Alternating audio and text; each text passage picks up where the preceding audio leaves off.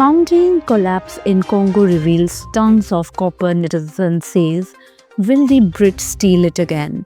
A mountain in Congo's mineral-rich Katanga region collapsed, unveiling tons of copper beneath its surface. A dramatic video of the incident shared widely on social media platform X shows people running for safety as the mountain crumbles. The visual spectacle left netizens shocked and sparked heated discussions about the implications of this discovery. Why is Africa's wealth not benefiting its people? While Congo is blessed with immense natural resources, it remains one of the poorest countries in the world. This paradox left many netizens questioning why the people of Congo do not reap the benefits of their country's riches.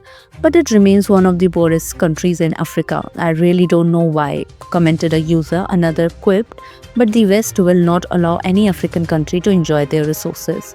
The collapse of the mountain has reignited fears of exploitation by Western countries. References to colonialism dominated the online discourse, with comments like "Hope the Brits won't come and steal it" and "United States coming to promote human rights as well as minority rights."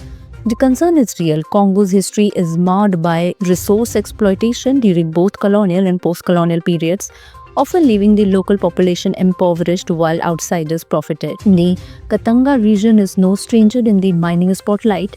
Sitting in Africa's famous copper belt, this region has been a global hub for copper mining for over a century. In the 1950s, Katanga was the world's largest copper-producing area. Today, it contributes over 10% of world's copper deposits. Despite its wealth, Katanga's riches have not translated into widespread prosperity. The local economy benefits from manufacturing development and jobs, but the cost often includes forced eviction and human rights abuses.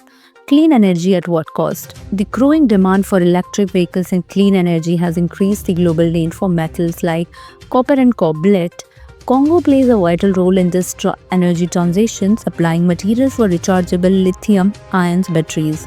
However, this comes at a price. Amnesty International recently reported widespread human rights abuses, including forced evictions and sexual violence linked to industrial mining in the region. Decarbonizing the global economy must not lead to further human rights violations, the report emphasized, calling for a fair and just energy transition. The mountain's collapse has brought global attention to Congo's vast resources and the challenges that come with them. Will this event spark meaningful change, or will history repeat itself? Only time will tell. For more updates, subscribe to our YouTube channel TSW News, news that reveal the truth, and visit our website www.topstoriesworld.com.